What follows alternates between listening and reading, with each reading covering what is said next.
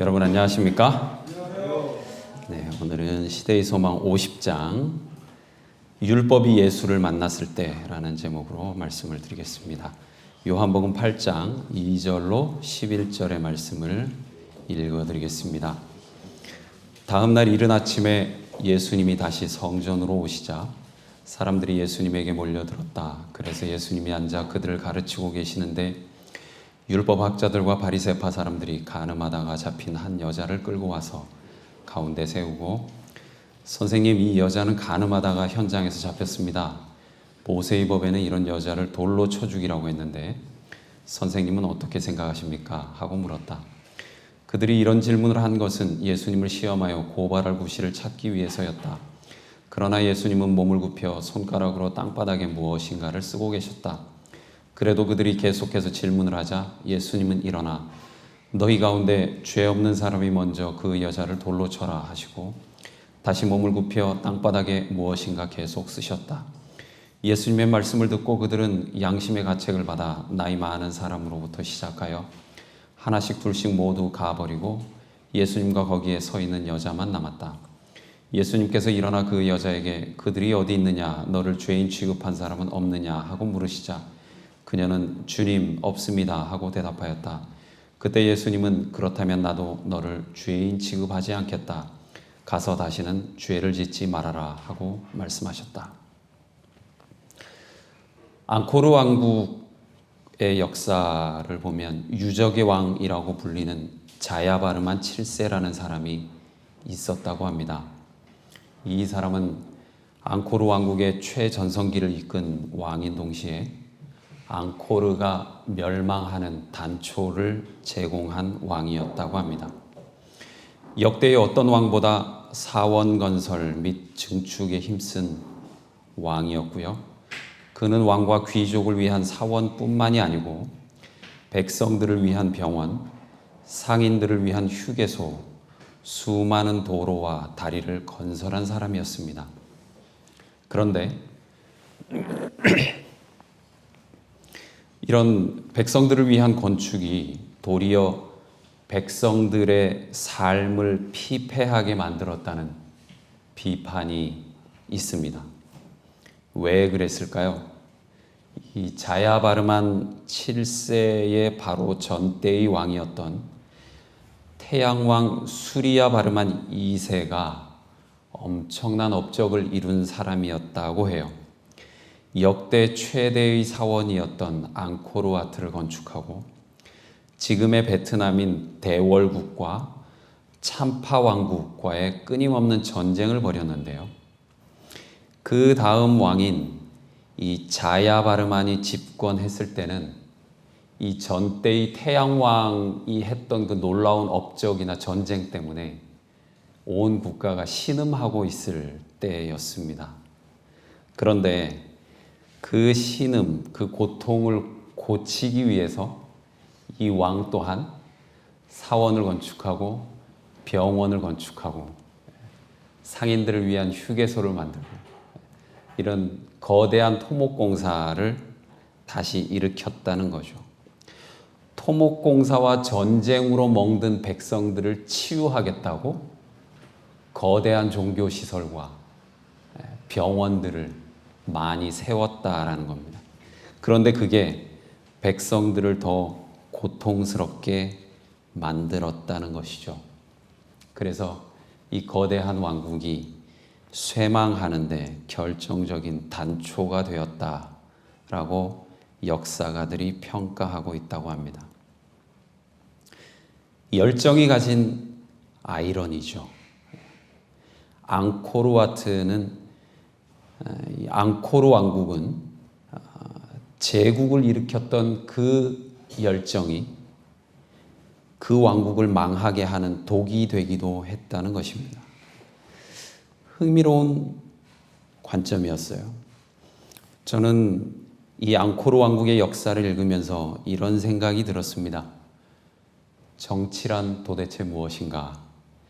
정치란 누구를 위해 해야 하는 것인가 하는 질문이었습니다. 왕 그 자신을 위해 하는 정치인가? 아니면 백성을 위하여 하는 것이 정치인가 하는 것이죠. 종교도 마찬가지일 겁니다. 교회의 지도자로 불리는 목사인 제게 이 질문은 상당히 부담스러운 질문일 수밖에 없습니다. 무엇을 위한 종교인가? 누구를 위한 종교인가 하는 질문 말입니다. 오늘 우리가 읽은 본문에요. 거기에 보면 두 부류의 지도자가 나옵니다. 자신을 위한 종교인가를 고민하는 지도자와 백성을 위한 종교인가를 고민하는 지도자, 두 부류가 나오죠. 바리새인과 율법사, 그리고 예수입니다. 한 부류는 이기기 위해서 철저하게 종교를 자신의 편에서 자기가 승자가 되는 용도로, 이스라엘 백성에 대한 헤게모니를 장악하기 위한 용도로 종교를 이용합니다. 한 불쌍한 여인을 제물로 삼아 예수를 함정에 빠뜨리죠. 이 사건은 종교 지도자가 어디까지 자신의 종교를 타락시킬 수 있는지 굉장히 단적으로 보여주는 사건입니다. 그들은 거기 모인 누구보다도 사실은 가장 타락한 사람들이었어요. 그런데도 불구하고 자신들의 도덕적 우월감에 대한 자신감으로 예수에게 나옵니다. 안타까운 일이죠. 심각한 죄는 여간에서 드러나기 어렵습니다. 어떤 경우에 그 죄는 신앙이라는 탈을 쓰고 있기도 합니다. 그래서 더 어려운 것이죠. 그래서 예수님이 그들에게 권고합니다. 누구든지 죄 없는 자가 돌로 치라. 먼저 스스로를 돌아보라는 것입니다. 열정적인 신앙이 자주 폭력적으로 변할 때 그 이유는 무엇입니까? 스스로를 돌아보는 성찰이 부족했던 것 아닐까요? 남의 눈에 티는 보이지만 자신의 눈에 있는 들보는 보지 못하는 신앙의 한계일 겁니다. 율법을 거울이라고 했습니다. 그런데 인간은 그 율법을 남을 비추는 거울로 사용하는 어리석음을 범하는 것이죠. 오늘 본문에 보면 가장 율법을 사랑하는 것처럼 보이는 사람이 율법의 정신을 철저하게 짓밟는 사람이었습니다.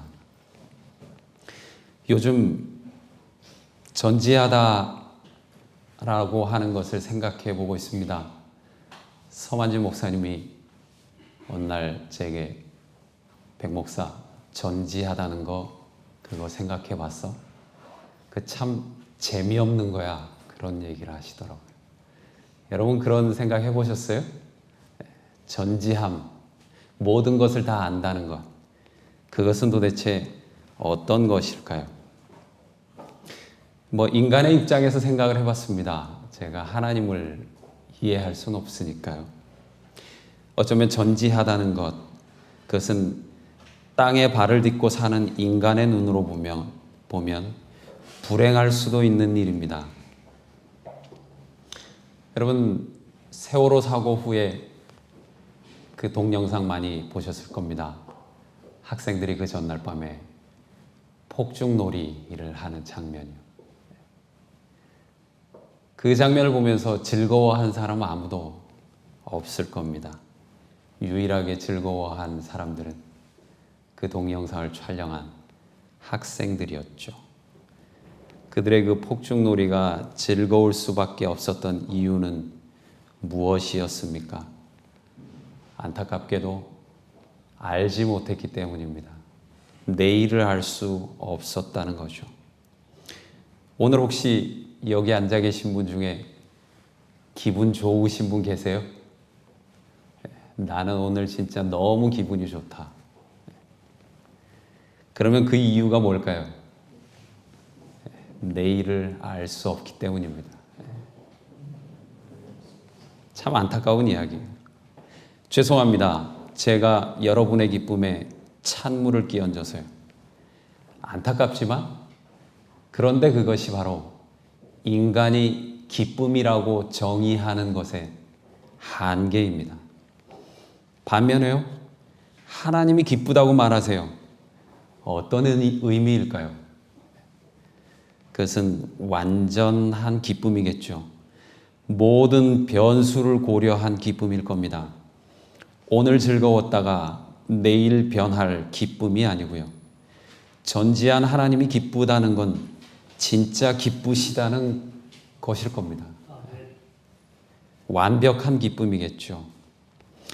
그렇기 때문에 어쩌면요, 전지한 존재는, 제 개인적인 생각입니다, 어쩌면 웬만해서는 기쁘기가 참 어려울 것 같아요. 오늘 본문에 보면 바리새인들과 율법사들이 공포에 사로잡힌 불쌍한 여자 하나를 끌고 옵니다.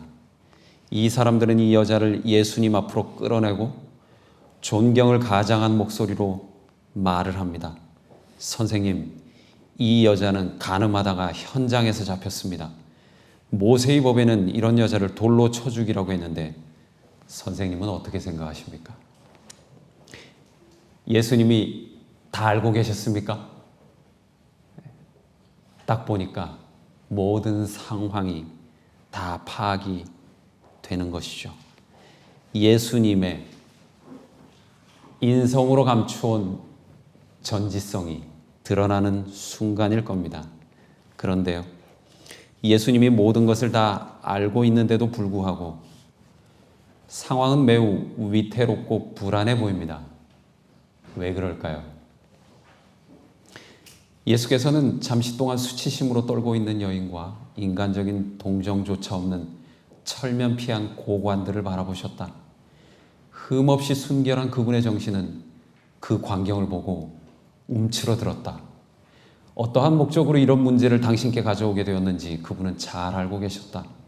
그분께서는 당신 앞에 있는 모든 사람들의 마음을 읽고 그들의 품성과 생애의 어떠함을 아셨다. 소위 정의의 수호자들이라는 이들이 예수님을 해할 함정을 만들기 위하여 이 여인을 죄짓게 했던 것이다. 시대의 소망에 나오는 글입니다. 전지전능하다는 것 어떤 것일까요?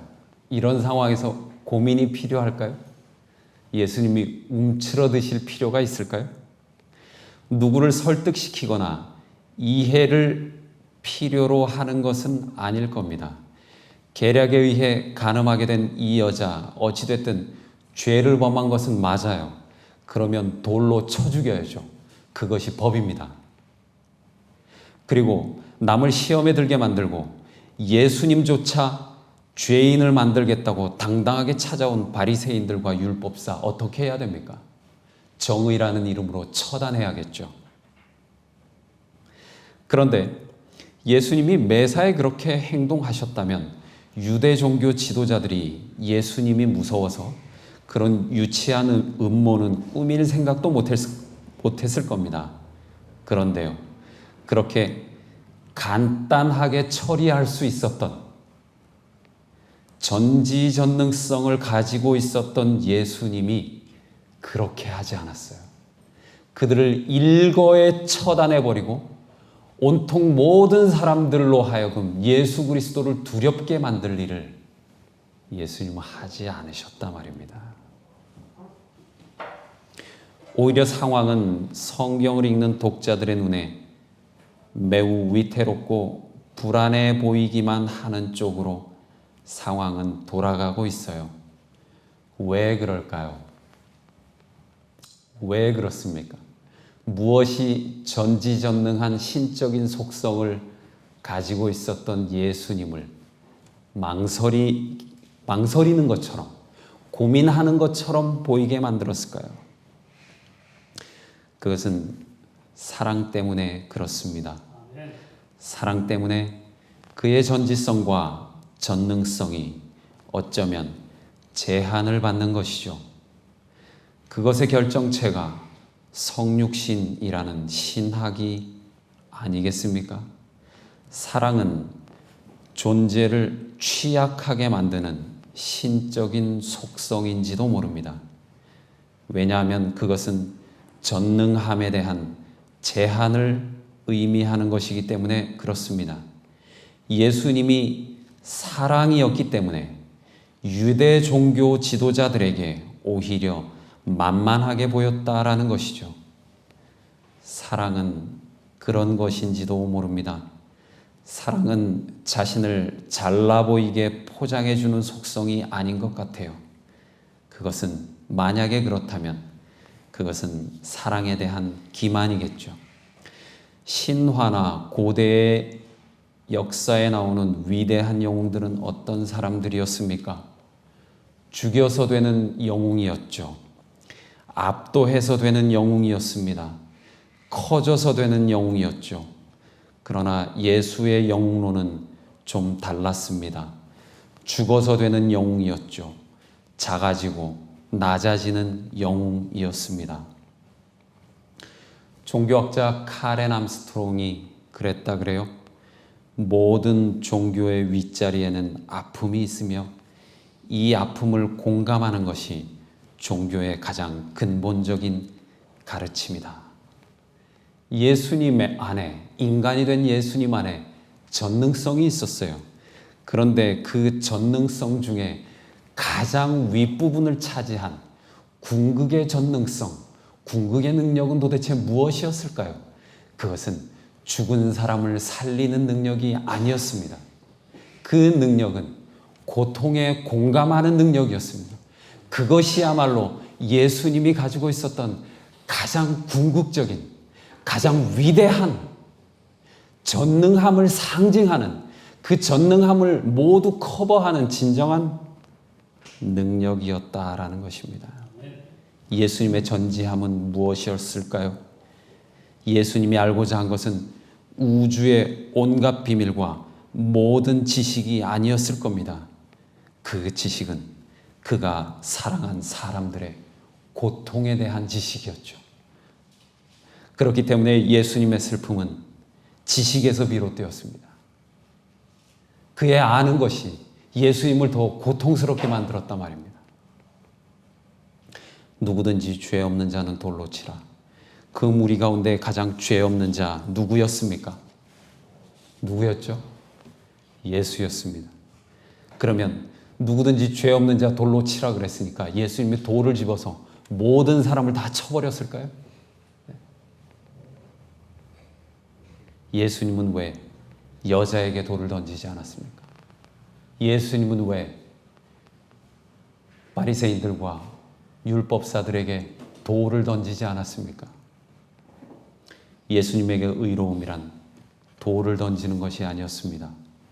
가서 다시는 죄를 범치 말라고 당부하는 것이었습니다. 왜냐하면 진정한 정의는 고통에 대한 공감에서 비롯되는 것이기 때문입니다. 그의 죄가 곧 나의 죄가 되는 것이 율법의 참 정신이기 때문에 그렇습니다. 오늘 이 사건의 최종 승자가 있어요. 여러분 누구입니까? 종교 지도자들이 이겼어요? 아니면 예수님이 이겼어요? 누가 이겼습니까? 예수님이 이겼습니까? 예수님이 승리자 맞습니까? 그러면 질문이 또 하나 남아요. 그러면 예수님은 이 사건에서 승리함으로 인해서 도대체 얻은 것이 무엇입니까? 예수님 뭘 얻었어요? 이 사건의 승리자가 됨으로써. 글쎄요. 저는 예수님이 이겼다는 시각에 부정적입니다. 이 사건의 승리자는 죄인입니다. 가늠한 여자예요. 진정한 승리자입니다. 예수님은 이 사건의 승리자가 됨으로써 얻을 수 있는 게 별로 없어요. 한번 여러분 생각해 보세요. 제가 보기에 승리자는 가늠한 여자였어요. 죄인이었단 말입니다. 그녀는 죄인들 가운데서 유일하게 스스로 자신의 죄를 인정했던 사람이었어요. 죄의 승리가 아니라 죄인의 승리였습니다. 심판의 승리가 아니라 은혜의 승리였어요. 재림교회 구약학자인 로이 게이는요, 성소에 대한 자신의 책에서 가늠한 여자를 이야기해요. 그가 그걸 주목합니다. 예수님이 사람들의 죄를 어디에다 썼는지를 말해요. 어디에다 썼죠? 흙에다 썼습니다. 여러분, 철저하게 밟으려면 어떻게 해야 되죠? 주홍 글씨를 새겨야 되는 거 아닙니까? 네? 낙인을 찍어야 되는 거 아니에요? 너 그렇게 잘난 척하는데 난 너의 이런 죄를 알고 있다. 만천하의 그의 죄를 공개하는 것이 예수님이 이기는 방법이었습니다. 물론 제 생각이에요. 근데 예수님은 그들의 죄를, 정말 그 여자가 가늠한 그 불륜의 죄는 아무것도 아니에요.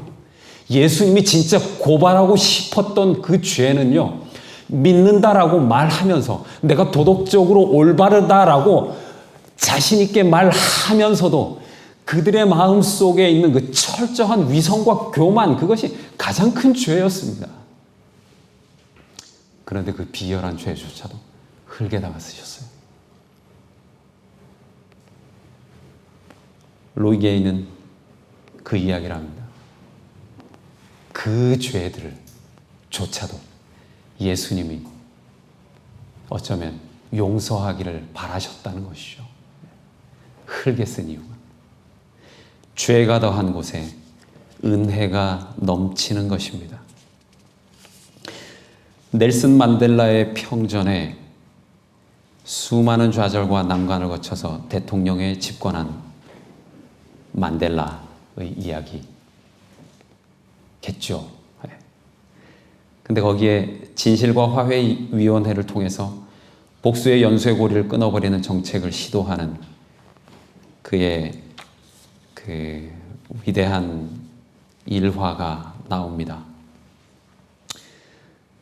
강경론자들은 인간 이하의 범죄를 저지른 자들을 그냥 용서하는 것은 부당한 처사라고 했다 그래요. 만델라는 그들을 설득해서 자신의 정책을 밀고 나갑니다.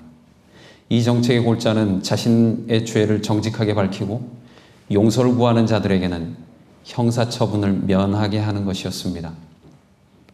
한 청문회에서 반드 브렉이라는 경찰관이 등장합니다. 이 사람은 자신의 동료와 함께 18살의 흑인 소년을 총으로 쏘고 시체를 불태운 뒤 증거인멸을 위해 시신을 바베큐 고기처럼 이리저리 돌려가면서 불에 그을린 사실을 토로합니다.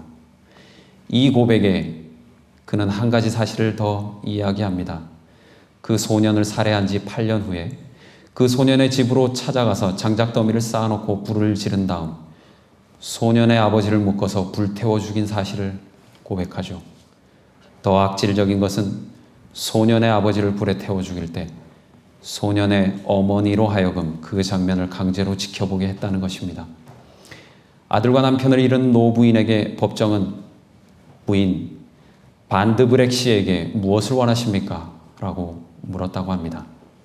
그때 그녀의 입에서 이런 내용이 터져 나왔다고 합니다. 첫째, 장례를 치르기 위해서 반드 브렉 씨가 남편의 시신을 불태운 장소로 가서 그 죄를 모두 모아주셨으면 좋겠습니다. 둘째, 반드 브렉 씨가 가족들을 전부 죽였지만 나는 그와 함께 나눌 사랑을 아직 가지고 있기에 한 달에 2번은 우리 집으로 와서 나와 함께 시간을 보내기를 원합니다. 나는 그에게 엄마 노릇을 해주고 싶습니다. 셋째, 그가 하나님의 용서를 받았다는 것과 나도 그를 용서한다는 사실을 기억해 주었으면 좋겠습니다. 내가 그를 진심으로 용서했다는 사실을 그가 알게 하기 위해 그를 한번 안아봤으면 좋겠습니다. 그리고 그녀가 반드 브렉 씨를 안아주기 위해 증인석으로 걸어가는 동안 법정 안에서 누군가가 나 같은 죄인 살리신 찬송을 부르기 시작했습니다. 그러나 반드 브렉 씨는 그 찬양을 끝까지 듣지 못했다 그래요. 왜냐하면 이 사람이 자신의 상황을 감당치 못하고 졸도를 해버렸다고 합니다.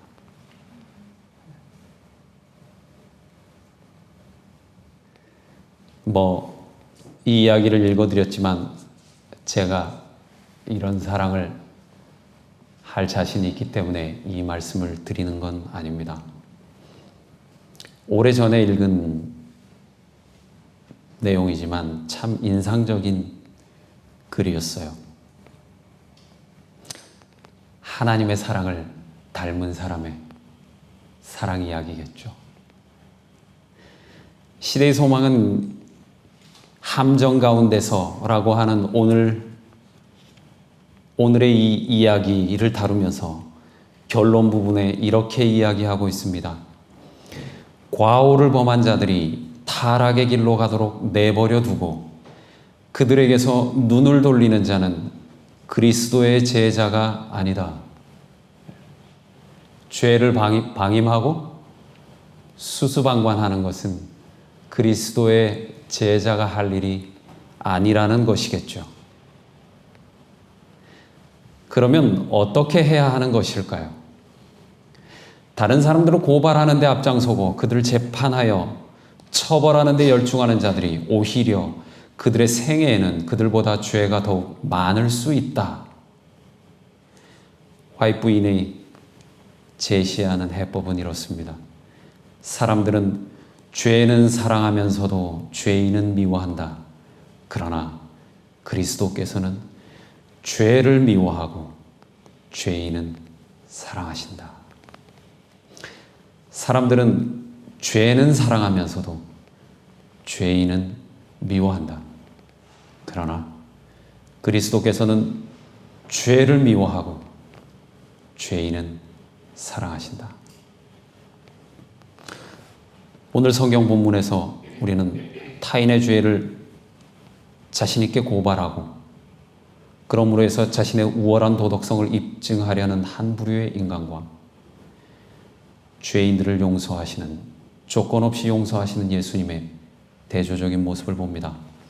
그리고 오늘 그 예수님이 우리에게 동일하게 말씀하시죠. 나도 너를 죄인 취급하지 않겠다.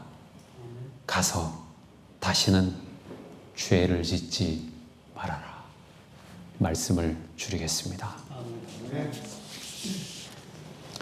하나님 아버지, 오늘 저희들에게 안식 주시고 말씀 주셔서 감사합니다. 죄가 많은 저희들에게 우리를 정죄하지 않으시겠다고 약속 주셔서 감사합니다. 그리고 가서 다시는 죄를 범치 말라고 또 죄를 이길 수 있는 힘과 용기가 되는 말씀 주신 것 감사합니다. 저희들이 율법 앞에서 영혼이 떨릴 때 하나님 저희들에게 똑같이 힘과 용기를 더하여 주시고 예수 그리스도로 말미암아 우리의 죄 용서 받은 사실을 기억하고 힘을 낼 수 있도록 도와주십시오. 그리고 우리에게 성령 충만함 허락하여 주셔서 우리 주변 사람들의 죄를 용서하고 또 그들에게도 바른 삶을 살 수 있도록 예수님이 하신 말씀 똑같이 할 수 있는 저희가 될 수 있도록 도와주십시오. 예수 그리스도 이름으로 기도드립니다. 아멘.